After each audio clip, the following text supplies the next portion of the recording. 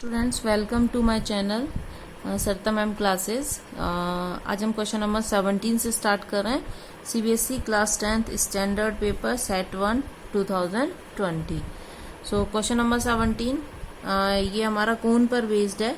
To cons have their heights in the ratio 1:3। तो to cons है हमारी बेटा। कोन आपको पता होनी चाहिए इस टाइप से, जो हमारी बर्थडे कैप होती हैं, ये सब हमारी आइसक्रीम कोन, ये सब कोन का एग्जाम्पल्स हैं। सपोज ये हमारी फर्स्ट कोन है, ये हमारी सेकंड कोन है। इसकी हाइट हम h1 ले रहे हैं, इसकी h2 ले रहे हैं, और इसकी जो रेडियस है वो r1 और ये रेडियस r2। कोन में length height, radius and slant height होती है। बट यहाँ पर हमसे वॉल्यूम की बात कर रहा है। वॉल्यूम में हमारी स्लैंट हाइट नहीं आती है बेटा। सो देखिए, तो हाइट्स का रेशियो गिवन है, means h1 upon h2 equal 1:3।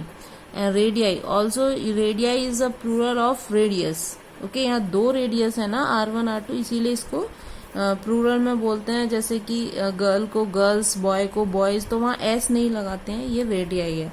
तो r1 अपॉन r2, तो ये हमारा है 3:1। ये रेशियो में गिवन है। What is the ratio of their volumes? तो वॉल्यूम का फॉर्मूला देखिए, वॉल्यूम ऑफ कोन, इसका फॉर्मूला होता है 1/3 पाई r स्क्वायर h। वॉल्यूम हमेशा 3D होता है। तो देखिए 1h हो गया, r2 हो गए, तो 2 + 1 3। तो ये इस टाइप से हमें 3D लेना है। ये फॉर्मूला आपको लर्न करना ही पड़ेगा। तो देखिए सपोज इसका वॉल्यूम v1 है, इसका v2 है, तो वॉल्यूम का रेशियो कह रहा है बेटा। तो देखिए v1 अपॉन v2। ओके, तो 1/3। v1 की वैल्यू हम पुट कर रहे हैं पहले। पाई दोनों में सेम कांस्टेंट रहेगा, इसमें 1 2 नहीं यूज करेंगे। और वॉल्यूम 1 फर्स्ट कोन का वॉल्यूम निकालना है, तो उसी की रेडियस लेंगे और उसी की हाइट। सेकंड वाले में पाई भी again constant, r2² and h2। तो देखिए पाई से पाई कैंसिल हो गया, 1/3 पूरा कैंसिल हो गया। तो ये हमारा आया r1² upon r2² into h1 upon h2। एक मल्टीप्लाई मत कीजिए, एक साथ भी लिख सकते हैं। अब इसको बेटा हम ऐसे भी लिख सकते हैं।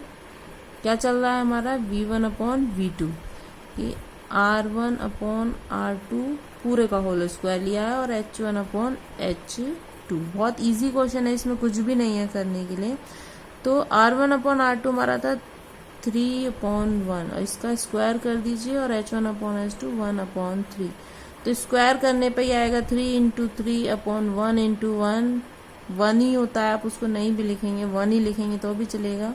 ये 3 कैंसिल हो गया, तो ये आएगा 3/1। तो रेशियो में जब हम इसको कन्वर्ट करेंगे तो रेशियो हो जाएगा 3:1। मीन्स जो रेशियो इसके रेडियाई में था वही इसके वॉल्यूम में भी आएगा बेटा। ओके, तो ये हमारा आंसर हो गया। Next question number 18। A letter of English alphabet is chosen at random. ये हमारा प्रोबेबिलिटी का क्वेश्चन है। 10th क्लास की प्रोबेबिलिटी बहुत इजी होती है, उसमें कोई कंडीशन नहीं है, कोई परम्यूटेशन नहीं, कॉम्बिनेशन नहीं, कुछ भी नहीं है, कोई सीक्वेंस सीरीज कुछ भी नहीं लगती है। ये सिंपल है। जैसे कि आपने सपोज आपका मैथ्स का एग्जाम क्लास में हुआ, तो आपको 10 में से 5 नंबर मिल गए, क्योंकि आपको एग्जाम में 10 क्वेश्चंस मिले थे। Suppose every question had 1 marks, तो आपने 10 में से 5 क्वेश्चन सही कर दिए। तो यहाँ आपका जो है सेम प्रोबेबिलिटी में भी यही चीज चलती है। What is the probability that chosen letter at a constant. तो देखिए इंग्लिश अल्फाबेट कितने होते हैं, there are 26 English alphabets. Okay, तो हमारा जो, जैसे हमारे मैथ्स के एग्जाम में 10 मार्क्स हमारा मैक्सिमम था, तो अब यहाँ हमारा आएगा 26। क्या फाइंड कर रहे हैं हम, प्रोबेबिलिटी ऑफ कॉन्सोनेंट। ओके, तो 26 में से हमें लेना है। फिर क्या चूज करना है, अ लेटर, इसमें से एक लेटर चूज करना है, लेकिन वो लेटर हमारा कॉन्सोनेंट होना चाहिए। तो बेटा जितने भी इंग्लिश अल्फाबेट होते हैं उसमें हमारे 21 कॉन्सोनेंट्स होते हैं, बिकॉज 5 हमारे क्या होते हैं, A E I O U vowels. Okay, तो इन 5 को रिमूव कर दें तो जितने भी बचते हैं 5 हमारे होते हैं vowels, A E I O you, ये आपने इंग्लिश में पढ़ा होगा ए और एन का यूज करने के लिए।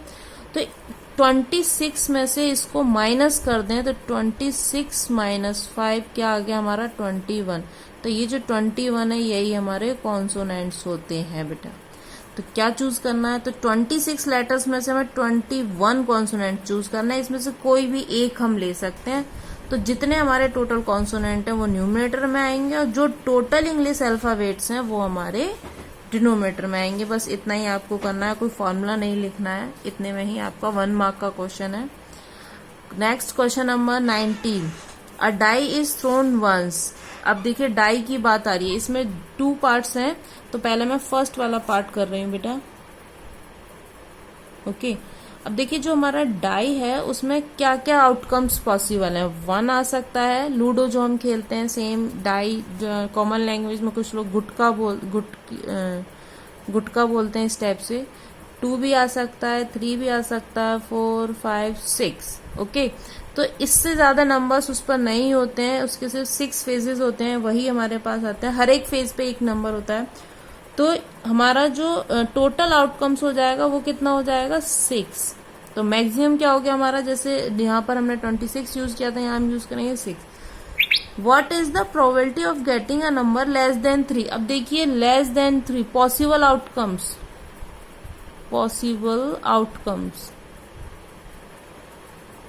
पॉसिबल आउटकम यानी कि लेस देन 3 से हमारे नंबर है 1 and 2। तो ये हो गए इन टोटल 2। ओके, तो probability of a number less than 3 is 2/6। इसको और सिंप्लीफाई कीजिए तो 1/3। ये हमारा आंसर हो गया। ओके, क्या हुआ 1/3। Same second part, if the probability, अगर आप ये सब सॉल्यूशन नहीं भी करते हैं, डायरेक्ट ये आंसर इतना यहाँ तक सॉल्व करते हैं, इट इज ऑल्सो ओके। तो second part is if the probability of winning a game is this, what is the probability of losing it. अब देखिए बेटा, अगर मैं आपसे एक परसेंटेज में बात करूं कि जैसे अगर किसी गेम को विन करने की हमारी परसेंटेज 70% हमारा चांस है जीतने का, विनिंग का, तो हारने का हमारा क्या होगा। तो आप परसेंट की बात करते हैं तो आप कहेंगे 30%। आपने 30 कैसे निकाला, 100 माइनस 70, so we got 30। Okay, get it. तो व्हाट इज द प्रोबेबिलिटी, इसी टाइप से जैसे परसेंटेज में वो 100 होता है, प्रोबेबिलिटी में मैक्सिमम क्या होता है हमारा बेटा 1, जस्ट लाइक एज 100। 1 को हम 100 की तरह ट्रीट करते हैं। प्रोबेबिलिटी मैक्सिमम 1 होती है, 1 से ऊपर आपका आंसर नहीं आना चाहिए।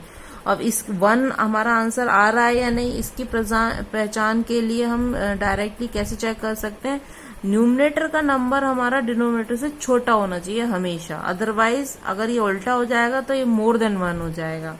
तो देखिए, तो जब भी हमें यहाँ इस वाले क्वेश्चंस में क्या करना है, प्रोबेबिलिटी ऑफ लूजिंग गेम क्या हो जाएगा, 1 में से माइनस कर दीजिए प्रोबेबिलिटी ऑफ विनिंग।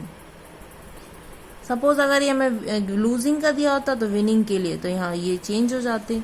तो ये देखिए 1 माइनस 0.07। आई होप सबको ये माइनस करना आता है। तो ये हमारा डायरेक्ट भी लिख सकते हैं 9.93, ये आंसर हो गया। अगर फिर भी नहीं आता है तो देखिए 1 और इसमें से माइनस करना है 0.07, तो ये वाला नंबर 1 के नीचे आएगा 0.07। यहाँ हम पॉइंट लगाकर 2 zeros ले सकते हैं। अब सेम बोरो करने वाला है, इसको ये 0 हो जाएगा तो ये 10 हो गया, ये 9 होगा तो ये 10 होगा। 10 माइनस 7 3, 9 माइनस 0 9.0 माइनस 0 इज 0। इस टाइप से आप कर सकते हो अगर आप ओरली ये नहीं कर पा रहे हैं। तो this is our final answer. Thanks for watching.